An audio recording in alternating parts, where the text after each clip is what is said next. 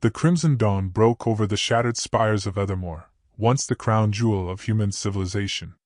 King Aldrich Thorn watched from the eastern ramparts as the last of his quantum-powered defense towers crumbled under the relentless assault of the Orcish horde. Their biomechanical war machines, twisted amalgamations of flesh and steel, thundered through the breached gates like apocalyptic locusts. Ethermore had stood for 3 centuries as humanity's greatest achievement, a fortress city that floated above the earth on pillars of crystallized energy, its walls infused with nanocarbon fibers that could withstand nuclear bombardment. The city's power core, a miniature artificial star contained within quantum fields, had provided unlimited energy to defend against any threat. Until today, the Orcs had not come with primitive clubs and crude armor, as the history texts described their ancestors. These were evolved beings, their green-tinged skin enhanced with cybernetic implants, their intelligence augmented by neural networks that connected them in a collective consciousness. They had studied humanity's weaknesses for decades, infiltrating their networks, learning their technologies, and developing counters to every defense. Their leader, Warchief Grash the Iron-Minded, stood 9 feet tall with optical implants that glowed like crimson coals. His left arm had been replaced entirely with a mechanical appendage capable of interfacing directly with any electronic system. When he touched the quantum locks on Ethermore's primary gate, the ancient barriers simply dissolved, their programming corrupted by viral code transmitted through his cybernetic systems. King Aldrich had ruled for 27 years, inheriting a peaceful realm from his father and expanding it into an era of unprecedented prosperity. The cities of the Human Federation stretched across 3 continents, connected by hyperloop networks and defended by orbital battle stations. Ethermore served as the central hub, its floating platforms housing 12 million citizens and serving as the seat of human government. The king's advisors had dismissed early intelligence reports about Orcish technological advancement. The green-skinned beings had been confined to the blasted zones for generations, inhabiting the irradiated wastelands left behind by the ancient wars. Satellites showed only scattered tribal settlements and primitive structures. The reconnaissance drones that failed to return were attributed to atmospheric interference or equipment malfunction. Now, as fusion bombs detonated across the lower city platforms, Aldrich understood the magnitude of their miscalculation. The Orcs had built their advanced civilization underground, hidden from human surveillance by sophisticated jamming fields and holographic projections that made their territories appear desolate from above. While humanity had grown complacent in their technological superiority, the Orcs had been forging weapons specifically designed to exploit human weaknesses. The evacuation protocols activated automatically as the city's AI detected catastrophic damage to primary systems. Emergency pods launched from the upper spires, carrying the most essential personnel toward predetermined safe zones. The royal transport platform hummed to life beneath Aldrich's feet, but he hesitated at the controls. Leaving felt like abandonment, like betraying the millions of citizens who called Ethermore home. Through the transparent walls of his command chamber, he watched Orcish dropships descending like metallic vultures. Their hulls bore the scars of atmospheric entry, but their energy shields deflected the automated defense turrets with contemptuous ease. Boarding ramps extended before the ships even touched down, disgorging waves of augmented warriors whose battle cries resonated through sonic amplifiers built into their throats. General Thane Voss, Aldrich's closest friend and military advisor, materialized beside him through a quantum teleporter, his usually immaculate uniform torn and bloodied. His left eye had been replaced with a cybernetic implant years ago during the border skirmishes, and now its red scanning beams swept constantly across the tactical displays floating around them. The general's expression conveyed what words could not. They had perhaps minutes before the command center fell. The king's fingers danced across holographic controls, downloading critical data into portable storage units. Military deployments, civilian population centers, technological specifications for their most advanced weapons, everything that might prove useful for a future resistance movement. The quantum encryption would protect the data from Orcish decryption attempts, but only if they could escape with it intact. Explosions rocked the floating city as Orcish engineers systematically destroyed the gravitic stabilizers that kept the platforms airborne. Entire districts began to collapse toward the Earth, their quantum fields failing in cascading waves of destruction. The artificial star at the city's heart flickered like a dying candle, its containment systems compromised by sabotage viruses that had been quietly infiltrating their networks for months. Through the chaos, Aldrich caught glimpses of his people, scientists and artists, engineers and teachers, children who had never known war, fleeing through corridors filled with acrid smoke and the screams of the dying. The evacuation systems could save perhaps 10% of the population, but the rest would face whatever fate the Orcs intended for human survivors. The transport platform's engines reached full power, generating a high-pitched whine that vibrated through the king's bones. General Voss activated a portable hologram projector, displaying a three-dimensional map of the surrounding terrain. Red markers indicated known Orcish positions, while blue dots showed the locations of human survivors scattered across hundreds of miles of wilderness. Their destination lay 600 kilometers north, in the Ironback Mountains, where a network of natural caves had been designated as an emergency fallback position.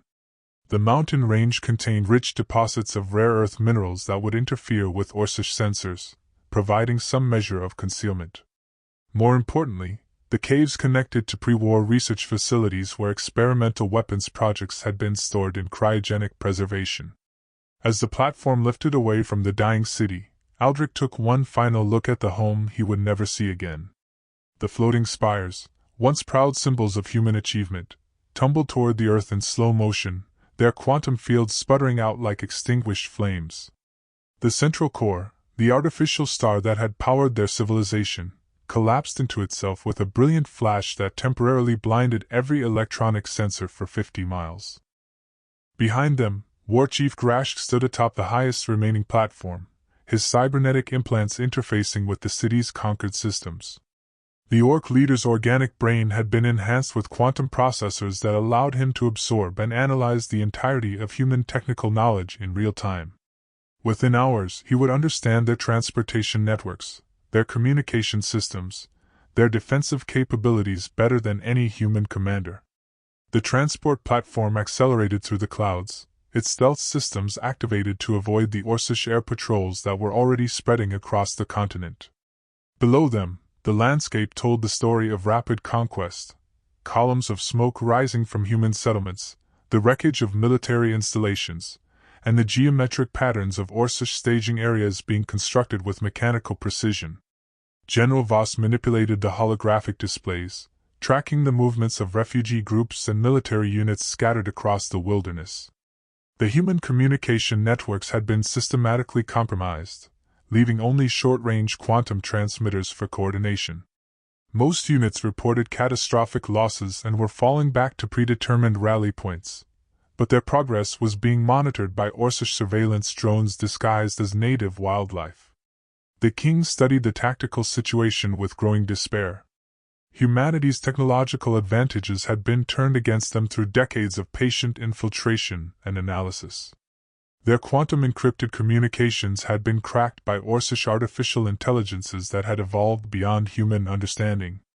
Their most advanced weapons systems had been disabled by viral attacks that struck simultaneously across the entire Federation. Even their orbital battle stations, the ultimate guarantors of human security, had gone silent within the first hour of the assault.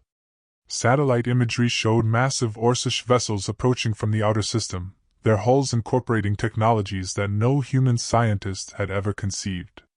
They moved through space without visible means of propulsion, their forms suggesting biological origins despite their obvious mechanical complexity. As the transport platform crossed into the mountain range, Aldrich allowed himself to consider the magnitude of what they faced. This was not merely an invasion but a complete overthrow of the established order.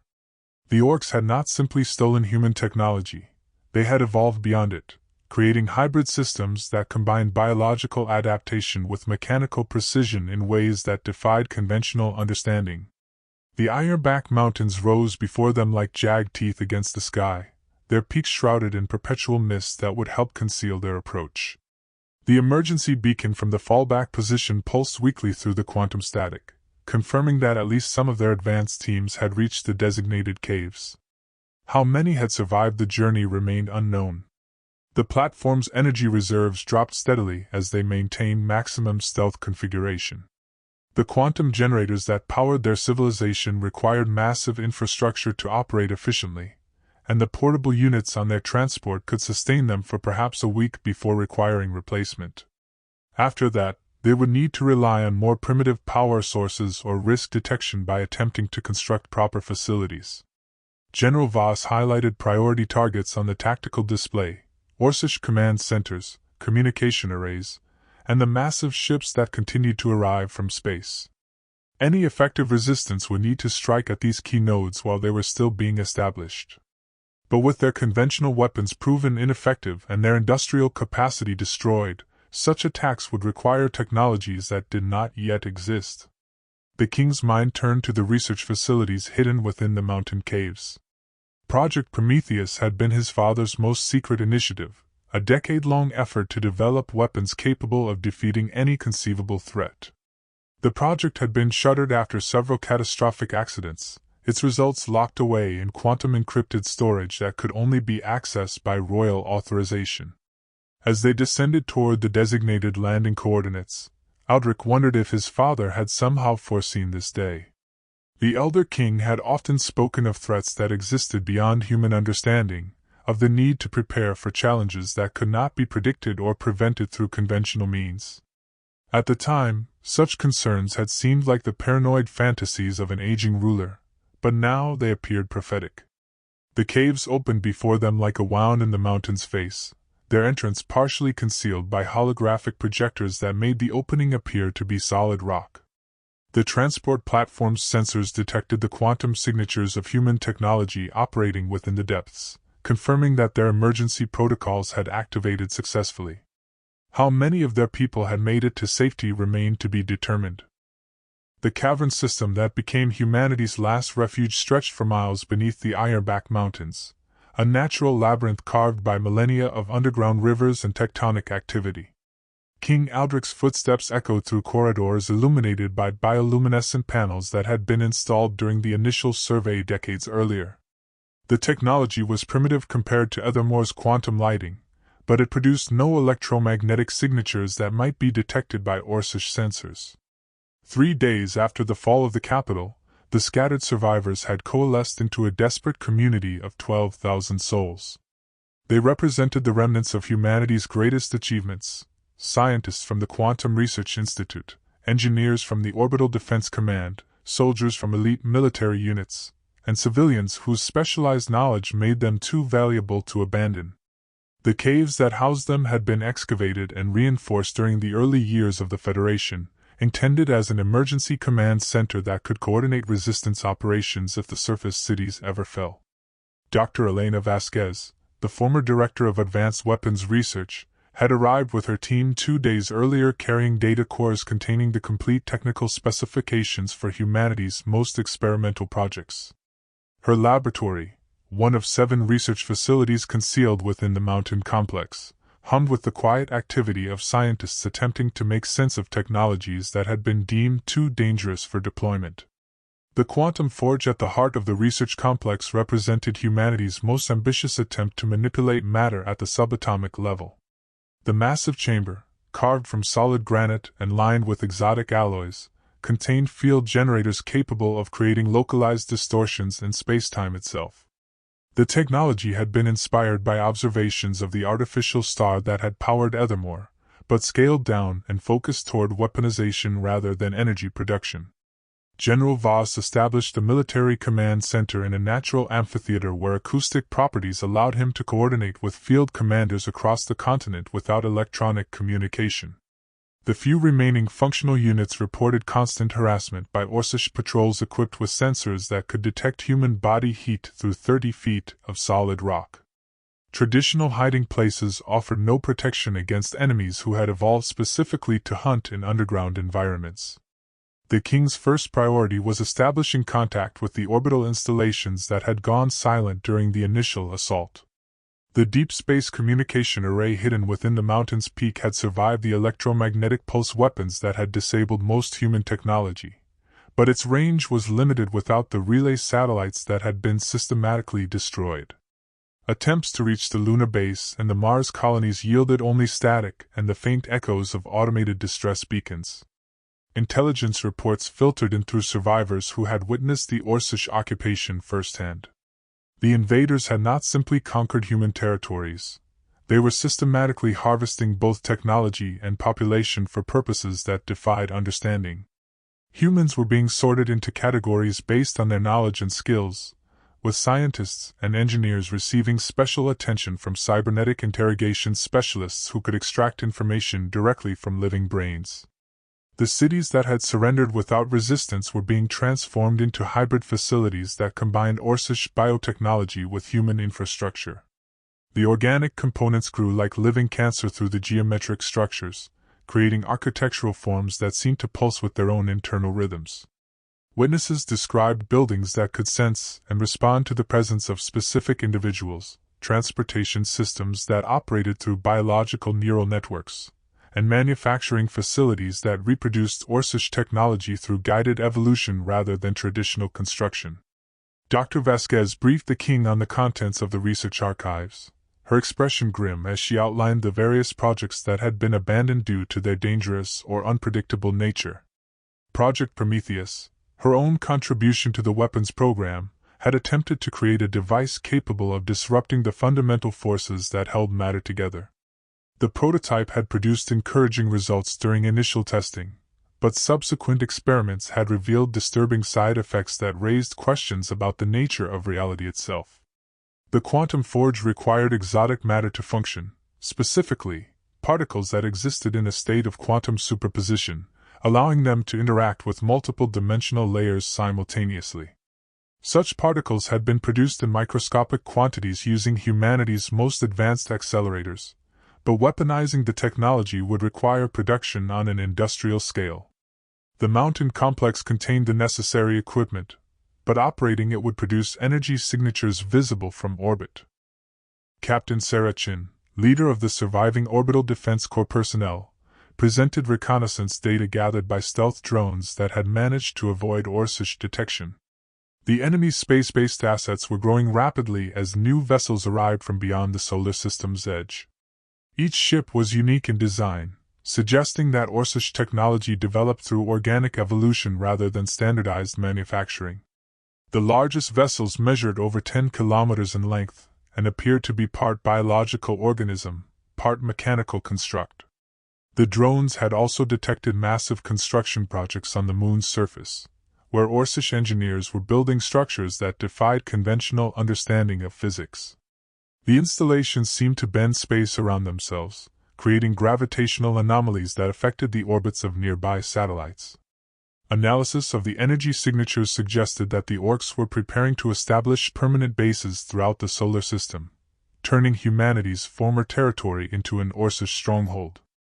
King Aldrich convened his inner council in the secure briefing chamber where quantum encryption fields prevented any possibility of electronic surveillance. The assembled leaders represented the last functional command structure of human civilization, but their resources were almost laughably inadequate compared to the threat they faced.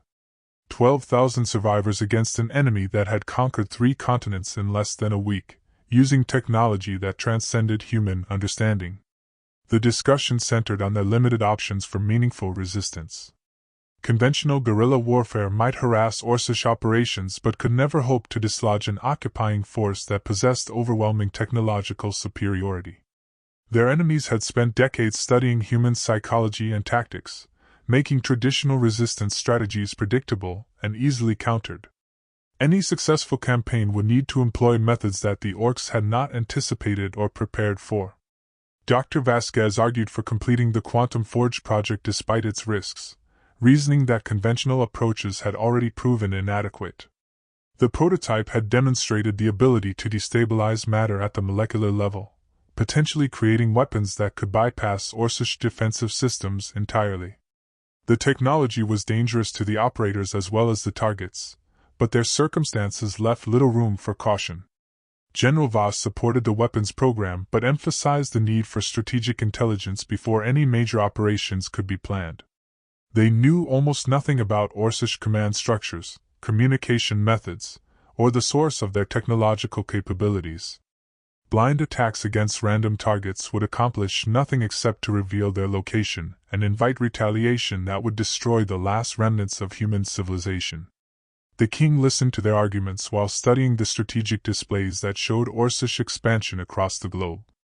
The enemy's movements followed patterns that suggested central coordination, but the decision-making process operated at speeds that exceeded human capabilities. New installations appeared overnight, complete with defensive systems and supply networks that had somehow been pre-positioned. The Orcs were not merely conquering territory, they were transforming it into something fundamentally alien. Intelligence analyst Marcus Webb presented his assessment of Orcish capabilities based on analysis of captured technology fragments. The enemy's systems incorporated principles that violated known laws of physics, particularly in their manipulation of quantum fields and gravitational forces. Their weapons appeared to function by altering the fundamental constants that govern matter and energy, allowing them to achieve effects that no human scientist could replicate or defend against. The most disturbing discovery was evidence that Orcish technology was continuing to evolve in real time, adapting to human countermeasures faster than they could be implemented. Defensive systems that had shown effectiveness during the first days of fighting had become useless within hours as the enemy's weapons modified themselves to overcome any resistance. Fighting such an adaptive foe required weapons that could change as quickly as their targets, a capability that existed only in theoretical research. Dr. Vasquez's team had been working around the clock to understand the quantum forge's operational parameters, but the technology pushed the boundaries of human knowledge in ways that made prediction almost impossible. The device manipulated exotic matter by creating controlled instabilities in spacetime, a process that could theoretically be scaled up to affect entire planets. The risks were proportional to the potential effects. A malfunction could destroy not just the operators but potentially tear holes in reality itself. The king's decision would affect not just the survivors in the caves but the future of human civilization. Activating the quantum forge would provide them with a weapon capable of threatening Orcish installations, but it would also reveal their location to enemies who possessed the power to reduce the entire mountain range to plasma. Remaining hidden might preserve their lives for a few more months, but it would mean accepting permanent defeat and the eventual extinction of their species. Commander Julia Martinez, leader of the surviving Special Operations Forces, proposed a series of reconnaissance missions designed to gather intelligence on Orcish operations while testing their response to limited attacks. Her teams possessed advanced stealth technology that might allow them to approach enemy installations undetected, at least long enough to deploy sensors or small explosive charges. The missions would be essentially suicidal, but they might provide crucial information about Orcish weaknesses. The cavern's quantum communication system chirped softly as an encrypted transmission arrived from one of the surviving orbital platforms. The message was brief and heavily corrupted by interference, but it confirmed that at least one human outpost remained functional beyond Earth's atmosphere. The lunar base had gone into lockdown mode after detecting the Orcish fleet, sealing itself within protective barriers that might resist direct assault.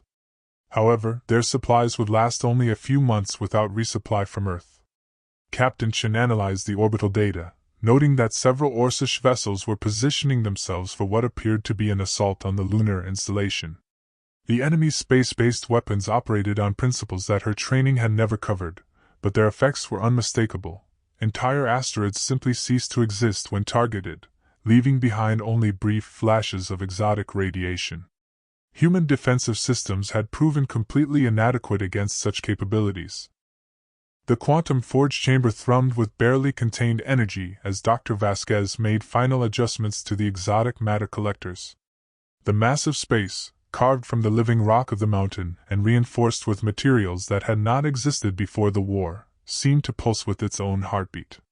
Crystalline arrays mounted on the walls glowed with soft blue light, their surfaces reflecting patterns that hurt to look at directly.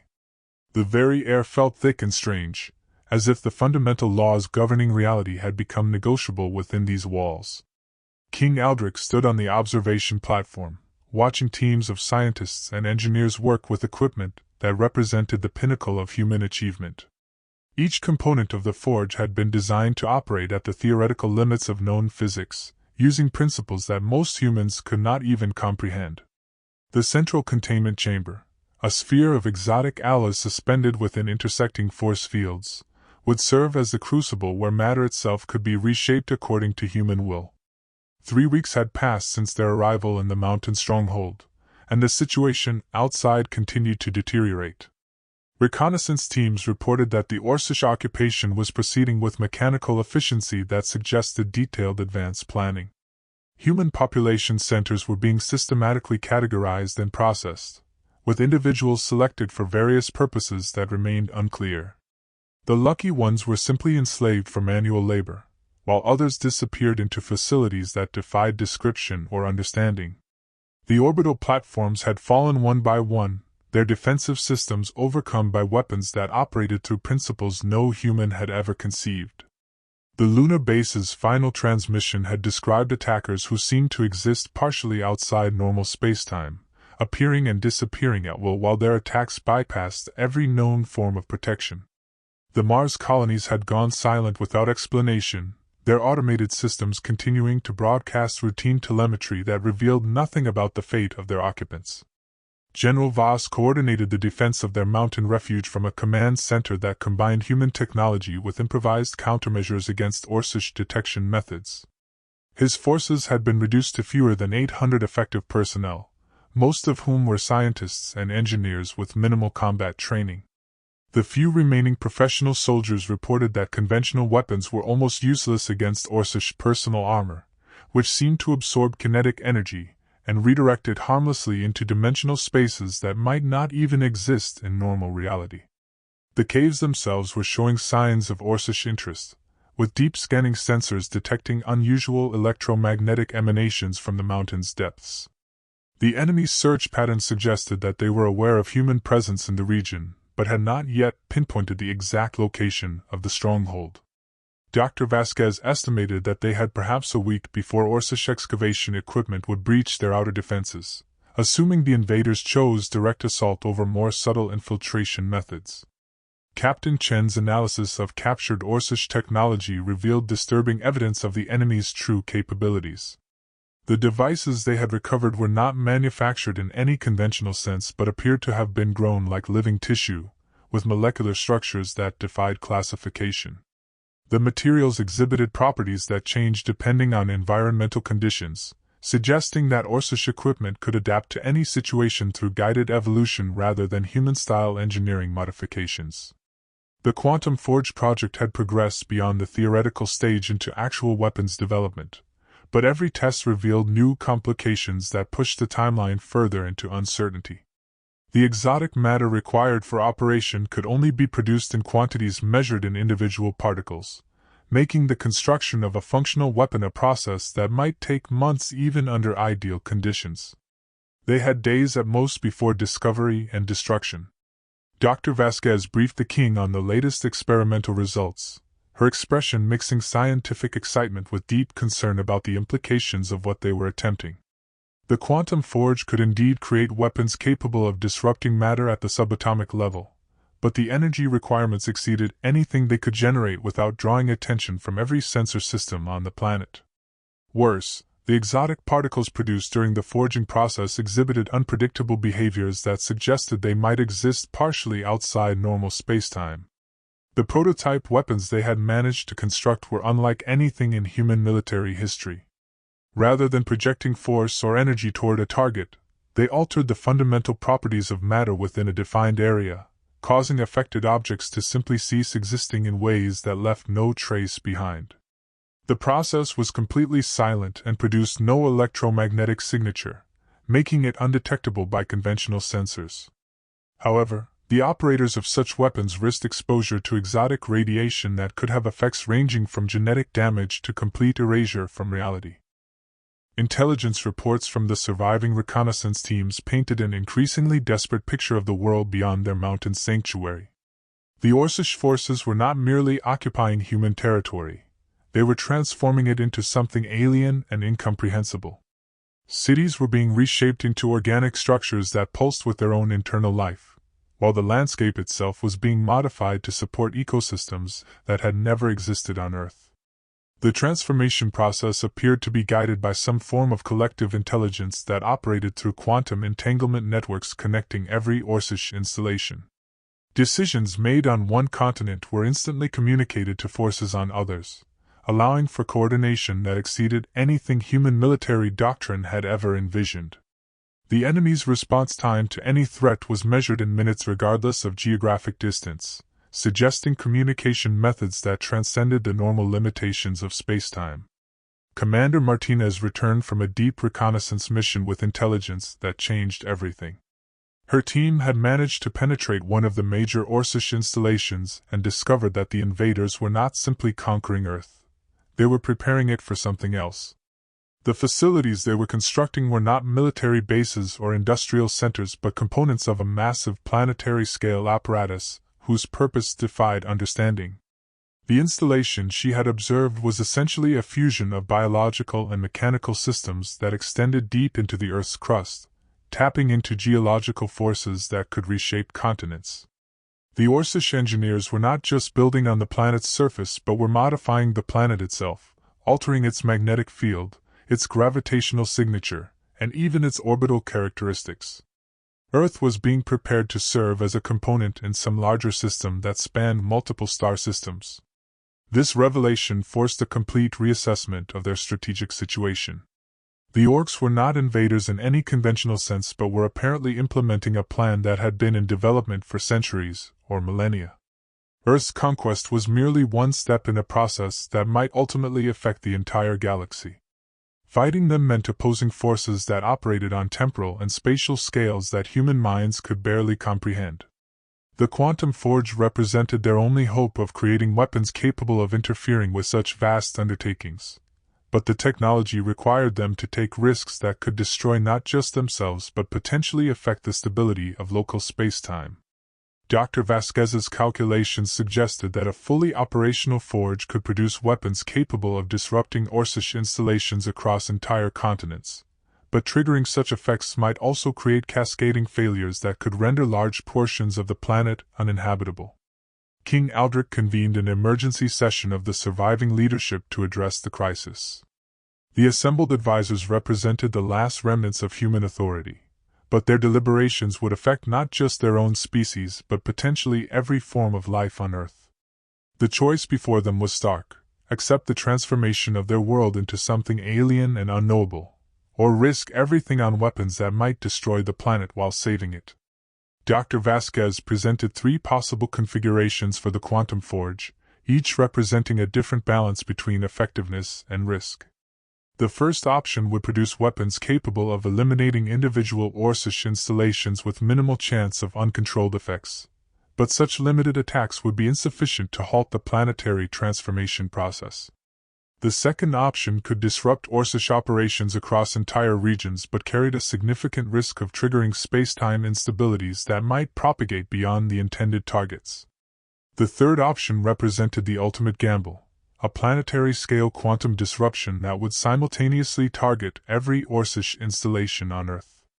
Such an attack would certainly halt the transformation process, but the calculations suggested a 30% probability of creating permanent damage to the planet's fundamental structure. In the worst-case scenario, the entire world might be shifted into a parallel dimension where human life could not exist. General Voss argued for the conservative approach, reasoning that limited strikes might provide enough disruption to human resistance forces with captured Orcish technology. Even temporary setbacks might force the enemy to modify their timeline, potentially providing opportunities for escape or negotiation. However, intelligence suggested that the Orcs had anticipated human resistance and had built redundancy into their systems that could compensate for significant losses. Captain Chen supported the maximum risk option, pointing out that half measures had already proven inadequate against an enemy that adapted to every challenge within hours. The Orcish transformation of Earth was proceeding ahead of schedule, suggesting that their window for effective resistance was closing rapidly. Waiting for safer alternatives meant accepting defeat and the eventual extinction of human civilization. The king listened to their arguments while contemplating the weight of a decision that no human leader should have to make. The survivors in the caves represented the last free humans in the solar system, and possibly in the galaxy.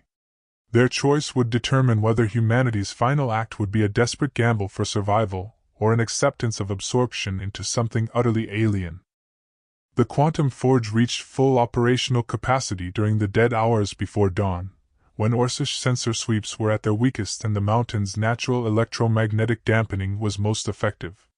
Dr. Vasquez had worked for 72 hours straight, fine-tuning the exotic matter collectors and calibrating the dimensional resonance chambers that would transform theoretical physics into instruments of war. Her team of 12 scientists represented the last practitioners of advanced quantum engineering, carrying in their minds the accumulated knowledge of 3 centuries of human scientific achievement. The forge itself defied conventional description, existing partially in normal space and partially in quantum dimensions that could only be accessed through mathematical abstractions. The central processing chamber contained fields of exotic matter held in quantum superposition, either fully existing nor completely absent until observation collapsed them into functional reality. Operating the device required a form of consciousness expansion that pushed human neural architecture to its absolute limits.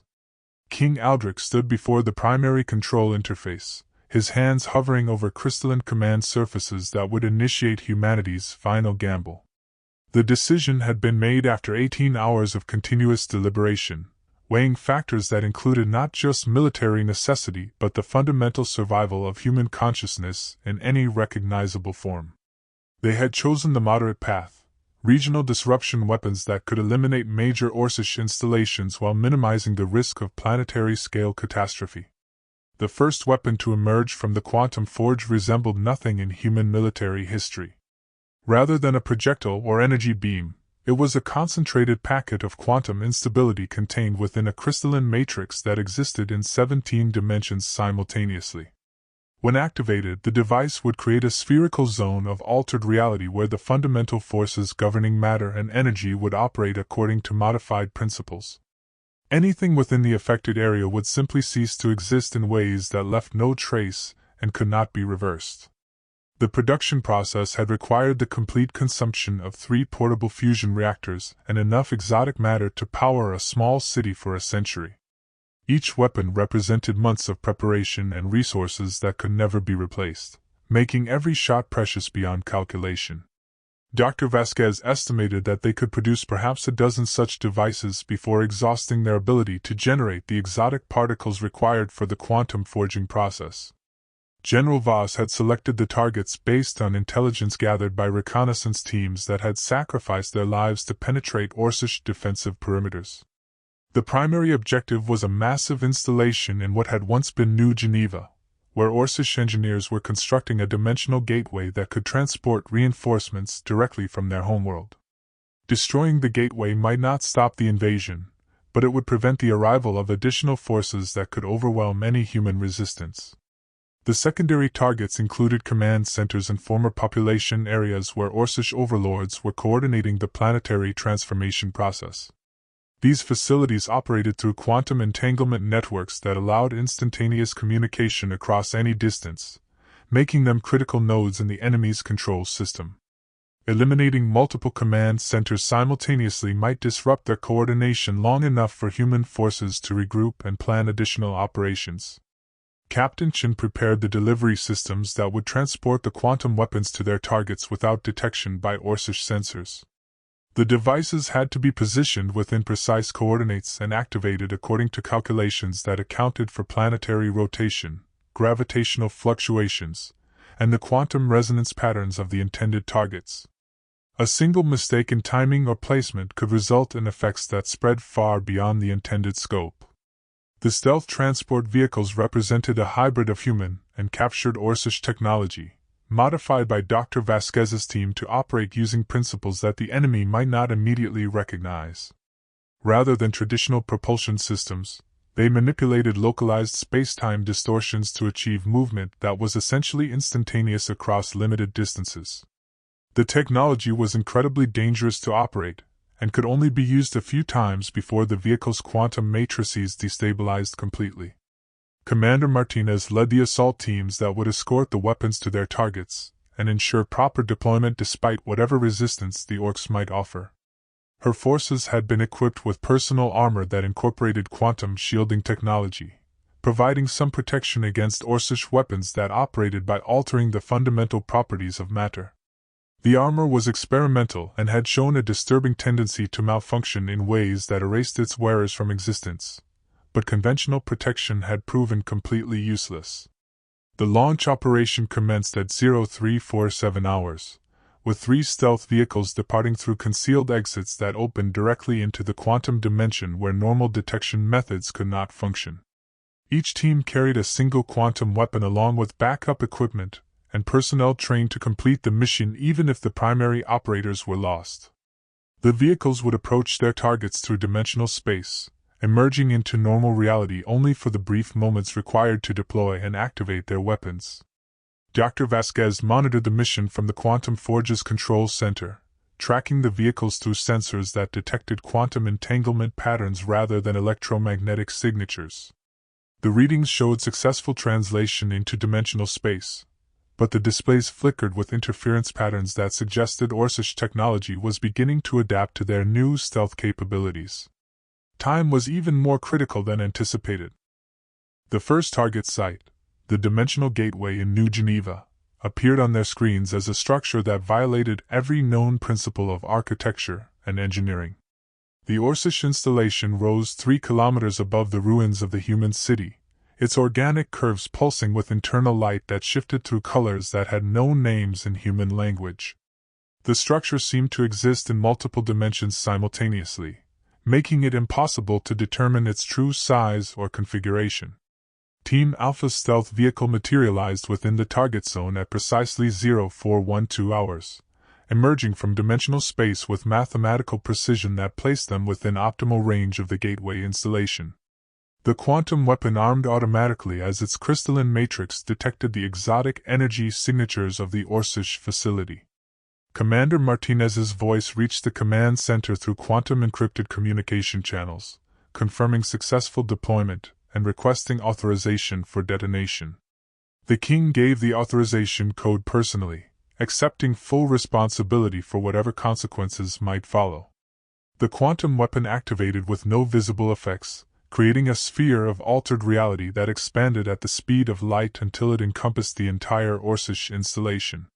For a brief moment, the gateway continued to exist, its massive structure unchanged by the approaching zone of quantum instability.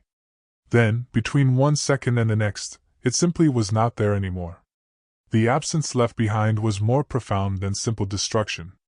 The space where the gateway had existed showed no trace of explosion, no debris, no evidence that anything had ever occupied those coordinates.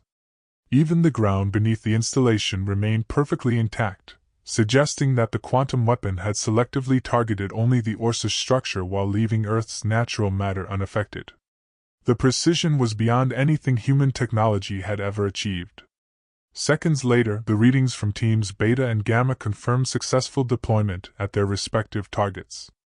The command centers in former Berlin and Sydney disappeared with the same eerie completeness, leaving behind only empty spaces where moments before had stood installations that coordinated Orcish operations across entire continents.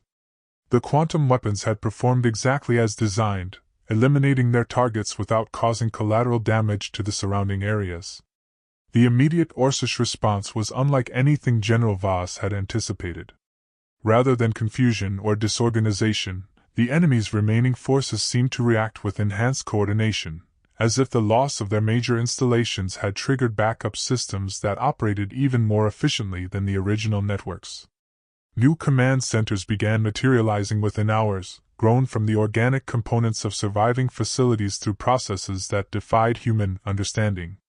Dr. Vasquez analyzed the sensor readings from the attack sites, searching for evidence of how the quantum weapons had affected Orcish technology. The data revealed disturbing anomalies in the local space-time structure around each target zone, suggesting that the destroyed installations had been more deeply integrated into the fabric of reality than anyone had realized. Their elimination had created quantum vacuum fluctuations that might have unintended consequences for the stability of Earth's dimensional boundaries. The success of the initial strikes had validated the quantum forge technology, but it had also revealed the true scope of what they faced. The Orcish installations were not simply buildings or machines but were fundamental components of a reality modification system that spanned multiple dimensions. Destroying individual facilities was like removing single cells from a living organism, painful but not fatal, and potentially triggering defensive responses that made the overall system stronger. Intelligence reports from surviving human settlements indicated that the Orcish forces were implementing new security protocols that incorporated countermeasures against quantum-based attacks. The enemy's adaptive capabilities were operating in real time, analyzing the effects of the human weapons and developing protections that might render future strikes ineffective. The window for successful resistance was closing even faster than anticipated. King Aldrich convened an emergency strategy session to assess their options in light of the new intelligence. The Quantum Forge could produce additional weapons, but each one required exponentially more resources as the exotic matter collectors became less efficient with repeated use.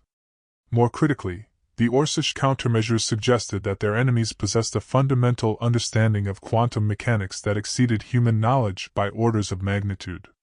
The mountain stronghold itself was showing signs of increased Orcish attention, with deep scanning sensors detecting the residual quantum signatures left by the forge operations. Stealth was no longer a viable option, their location was known, and an assault was inevitable. The only question was whether they could produce enough weapons to make a final strike meaningful before their sanctuary was breached. The assault began at 1127 hours on the fourth day after the successful quantum weapon strikes, with Orcish excavation equipment breaching the mountain's outer defenses through dimensional tunnels that bypassed every detection system humanity had ever devised. The attackers emerged directly into the lower cave systems, their forms flickering between solid matter and quantum probability waves as they adapted to Earth's dimensional constants. General Voss had perhaps 30 minutes to implement the final evacuation protocols before the stronghold's quantum forge became another trophy in the Orcish collection. Dr. Vasquez worked frantically to complete the construction of their ultimate weapon, a quantum disruptor designed to target the fundamental forces that allowed Orcish technology to function. The device would not simply destroy individual installations but would create a cascading failure in the quantum field networks that connected every Orcish facility on the planet. Success would mean the complete collapse of the invasion force's technological infrastructure, but failure would leave humanity defenseless against enemies who had already anticipated and countered their most advanced weapons. The weapon itself existed more as a complex equation than a physical object, requiring precise manipulation of exotic matter fields that had to be maintained in perfect synchronization across 17 different dimensional layers. Any error in the calculations would not simply cause the device to fail, it would create quantum instabilities that could tear holes in space-time itself, potentially destroying not just Earth but affecting the fundamental structure of local reality. King Aldrich stood in the Forge's control chamber, watching his scientists and engineers work with equipment that represented the absolute pinnacle of human achievement. Each control surface glowed with indicators showing field strength, dimensional resonance, and exotic matter density measurements that pushed the boundaries of theoretical physics. The air itself shimmered with barely contained energy as the quantum fields reached the critical thresholds required for planetary-scale effects. The Orcish assault forces moved through the mountain's passages with efficiency that suggested complete familiarity with the installation's layout. Their weapons operated by temporarily shifting sections of matter into dimensional spaces where human defensive positions simply ceased to exist, allowing them to advance without encountering meaningful resistance. General Voss's remaining troops fell back through prepared positions, buying time measured in minutes for the completion of humanity's last desperate gamble. Captain Chen coordinated the final evacuation from the command center, which now displayed tactical information showing Orcish forces advancing on multiple fronts simultaneously. The enemy's tunneling equipment was creating new passages faster than they could be mapped, suggesting technology that could reshape matter at the molecular level in real time. The mountain itself was being transformed into a three-dimensional battlefield where conventional defensive strategies had no meaning. The quantum disruptor required exotic matter concentrations that exceeded the Forge's normal operating parameters by several orders of magnitude. Dr. Vasquez had modified the containment fields to handle the increased energy density, but the safety margins were theoretical at best. Operating at such levels would almost certainly destroy the forge and potentially create quantum effects that could propagate beyond the mountain complex. The weapon's activation would be a one-way journey with no possibility of return.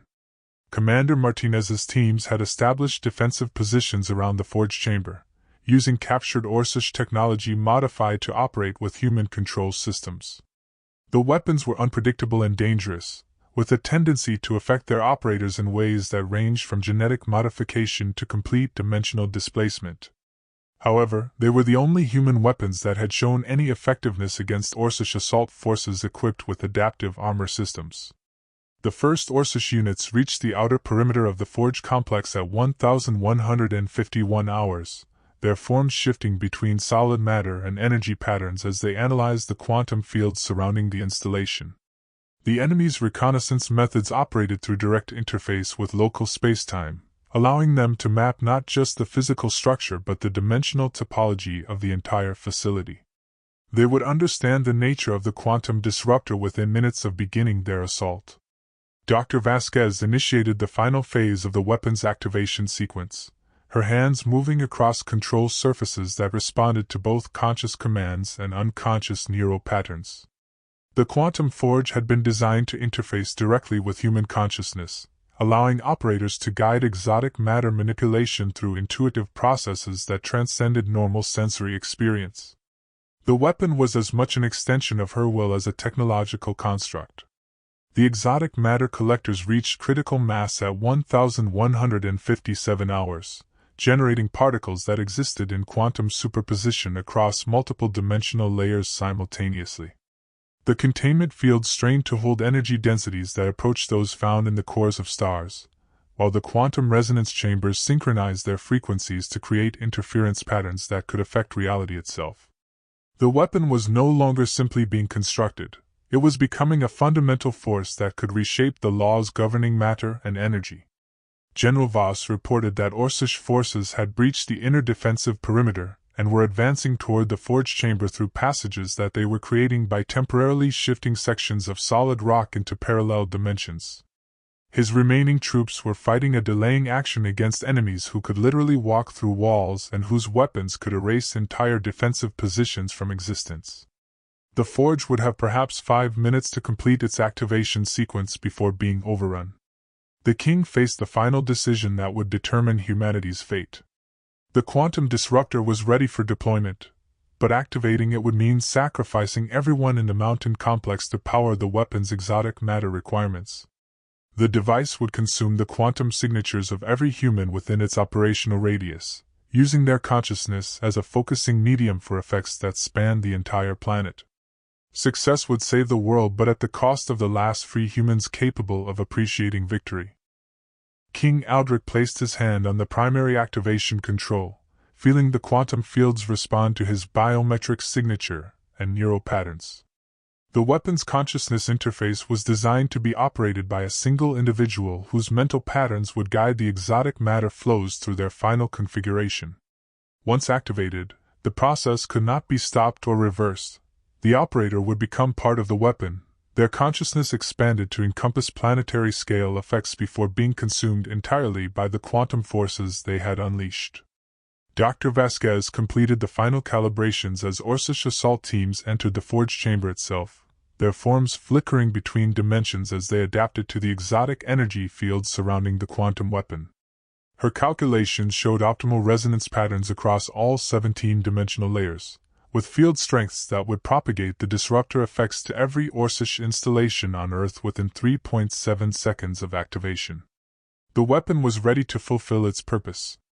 The activation sequence commenced at 1,203 hours, with exotic matter flows reaching critical density throughout the quantum forge's core systems. The weapon began to exist across multiple dimensional layers simultaneously, its effects propagating backward through time to affect events that had already occurred. Reality itself became negotiable within the expanding sphere of influence as the fundamental constants governing matter and energy shifted according to human will rather than natural law.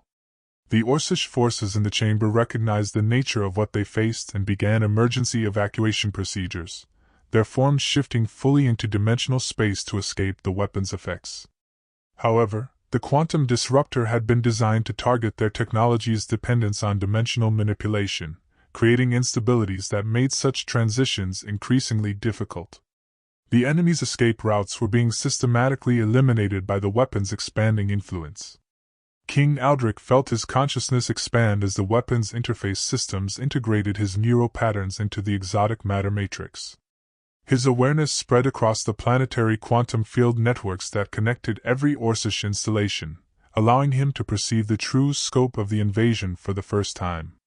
The Orcs had not simply conquered Earth, they had been transforming it into a component of vast machinery that spanned multiple star systems, preparing to shift the entire planet into a parallel universe where their civilization could use it as a strategic base.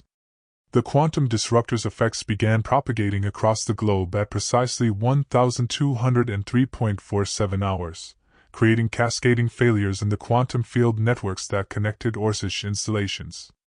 The enemy's technology, dependent on exotic matter manipulations that violated local physics, began experiencing systematic malfunctions as the fundamental constants governing their operation shifted away from the values required for stable function. Installations that had operated flawlessly for months simply ceased to exist as their quantum foundations collapsed. The dimensional gateway systems that connected Earth to the Orcish homeworld destabilized first, their exotic matter conduits collapsing into quantum vacuum fluctuations that propagated through the transportation network like a virus. Communication arrays that had coordinated operations across continents began experiencing transmission delays that increased exponentially as local spacetime became increasingly resistant to the dimensional manipulation techniques that made instantaneous contact possible. Within 17 minutes of activation, every major Orcish installation on the planet had either been destroyed or rendered inoperative by the quantum disruptor's effects. The organic components of their technology, deprived of the exotic energy fields that sustained them, began to decompose into constituent elements that could exist within Earth's normal dimensional parameters. The transformation process that had been reshaping continents ground to a halt as the quantum field networks that guided it collapsed into randomized noise. The weapon's success came at the anticipated cost. King Aldrich's consciousness, expanded to encompass planetary scale effects, achieved a moment of absolute clarity about humanity's place in the cosmic order before being consumed entirely by the exotic forces he had unleashed. The last free human king died as his neural patterns merged with quantum fields that restored Earth's dimensional isolation, severing the connections that had made the Orcish invasion possible.